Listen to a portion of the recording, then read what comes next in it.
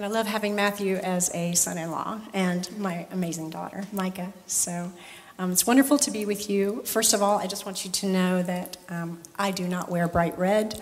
I do not wear polka dots, and I don't usually carry around balloons. The motto for an introvert is draw as little of attention to yourself as possible. But I have a prop too, Marcellus, so that's fine. In talking about a vision for worship in our city, I wanted to start out by telling you about a time when we gathered together at the Chattanooga House of Prayer. We aren't a church. We're a we are a nonprofit, and we seek to kind of resource the city in prayer and worship. And so every Monday night we would get together and we would worship and pray for God to share his heart with us for the city. And there's nothing, if you know what I mean, there's nothing like that. Like when you're in the context of worship and you feel like you have connected with his heart, and prayer begins to flow from that place. There are plenty of times where it's very dry, and nothing seems to be happening, and you just faithfully pray. But there are those times when you connect with his heart, and the prayer that then flows from that is beautiful, and it's powerful, and that's what keeps you hooked in praying and interceding for your city and worship. So in this one gathering, we were, again, asking God to share his vision with us for the city. And as we were praying, in the context of a couple of hours, between the whole team, the worshipers and the ones who were praying, there began to be this picture, this scene that was being envisioned, that we began to pray into different pieces of it. And what this vision was, what this scene was, Jesus was entering our city, Chattanooga. Jesus was entering our city, and he was walking down the street. And as people realized what was happening, the response was that all the churches started leaving their buildings. All the churches, the denominations, they all started coming out of their spaces in to join this parade. Jesus continued to walk. The people were flooding in from all directions. And the thing about the people that were in that parade is that they were marked with, there was this laughter, and there was joy, there was singing, and there was dancing, and their faces were beaming. There were songs rising, there was cheers, there were balloons, there were banners. It was a parade with Jesus at the head.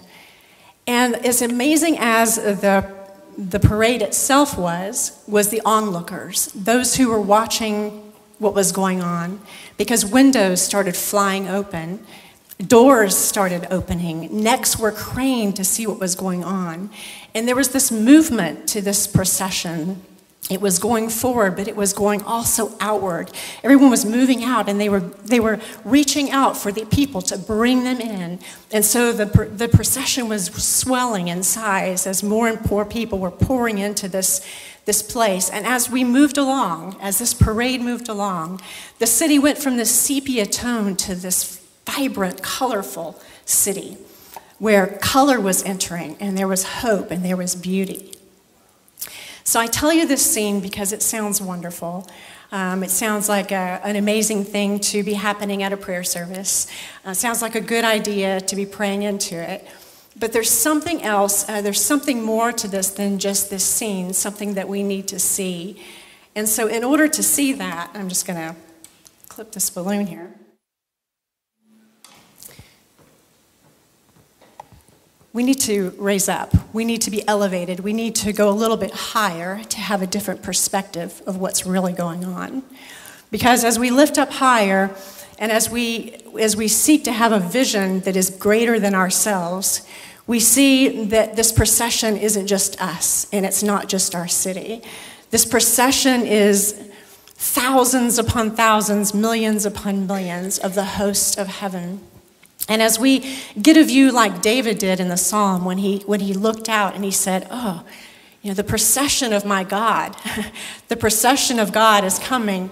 He says, and the chariots are thousands upon 10,000s. And he says, cast up a highway for our God. I remember Malcolm using some of that language as he was inviting people to come to this. He was talking about a caravan and about casting, about a super highway and about connection. And this is And so as we look out and as we see down this super highway, as we see down this procession, as we look behind us of what's gone before, but really they're now ahead of us, we see that we are part of something grand and glorious. Because in this procession, from the very beginning, we as far as we can see or know, there's Moses and there's Miriam singing their processional song. And then there's Isaiah, and there's Nehemiah, and there's David dancing undignified. There's the whole cloud of witnesses that have gone before us, and we are just a part of their worship, of their unbroken worship, of their unbroken unity in making him famous. And also in that procession, as we look out and we see what's gone before us, we can be sidetracked because alongside, there are many other processions that have gone on. There are other kingdoms that have come in all of their grandeur and all of their pomp.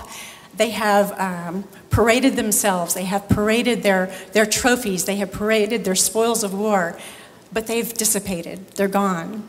But this procession of God, this procession of his worshipers, it continues year after year, decade after decade, millennial after millennial. It continues. And then there's Jesus. Jesus who processed from the bosom of the Father to this earth. Jesus who processed to the cross, into the grave. Jesus who processed into the very lowest depths. And Jesus who processed and ascended beyond the grave, carrying a train of vanquished foes. This is the Jesus that we follow now. This is the Jesus who leads us ever in triumphal procession. All of that is something that we have to have in our mind and have in our hearts as we are worshipers, because it's so much bigger and so much broader than just us gathering in a place. But what if we always had in our minds the reality that we are part of a triumphal procession? What if in all of our worship gatherings, like that parade going down the street, what if we were always mindful of the victor, of the conqueror, of the one that we follow, the one that leads us? What if we had, in every worship gathering, there was the reality that we come bringing our redeemed lives as plunder from the battle to have in this procession? You and me, we're in this procession. Our broken lives, our redeemed lives, they come as part of his plunder.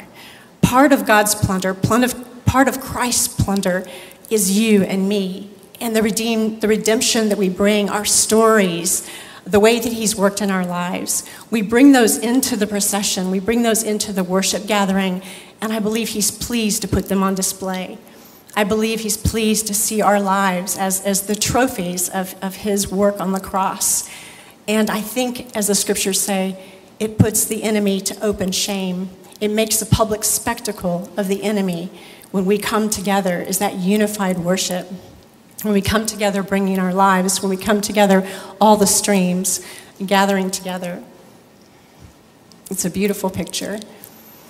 The Chattanooga was put on the map in the early 40s from a song, the Chattanooga Choo Choo. And that was the first that I ever heard about Chattanooga. But I believe that the symbol of that train has a sermon to preach. And recently, the New York Times was saying that Chattanooga has a new locomotive, the fiber optics, the ability for information to travel at high speed. But for some reason, that icon of a train, the icon of that locomotive has been put in our DNA. It's been put in our cultural identity. As people, when they hear of Chattanooga, they think of the Chattanooga Choo Choo, at least for a couple more, maybe another generation. And in that train, I believe it speaks prophetically for us. And I pray that Chattanooga will be known for a different kind of train. Not a locomotive that's made of steel, but one that's flesh and blood, boys and girls and men and women of different color, of different denominations, coming together as a powerful force A train is known for movement, for cartage, and for connection. And as we come together as a unified bride of Christ, as we come together in this triumphal procession, we are a force. We are gaining momentum as we go outward and reach out and compel them to come in the highways and the byways, because there's still so many more we want to join this procession. There's still so many more that need to come in. So as we go outward, and as we go inward, and as we go onward, we are a force. And we're not just going nowhere. We're headed somewhere, as was said earlier. This train truly is bound for glory. We are headed into a procession where others will join behind us, where we will continue to swell, we will continue to grow, we will continue to move forward until, like Isaiah prophesies and John repeats in Revelations, until the gates are never shut. But the kings and the people are always bringing their splendor into the New Jerusalem. Every good thing, every trophy won, every victory, every glory is being brought into his presence. That's where we're headed, into a future with him, with the beautiful bride of Christ entering into his presence. So the hope is just that we will have a higher vision as we think about our city, a grander vision of understanding what we're a part of and what it is that we carry, the presence of Jesus, carrying him forward, inviting others to come, swelling in size, adding beauty and hope to our city. That's it.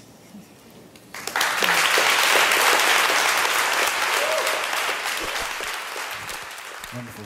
Could you just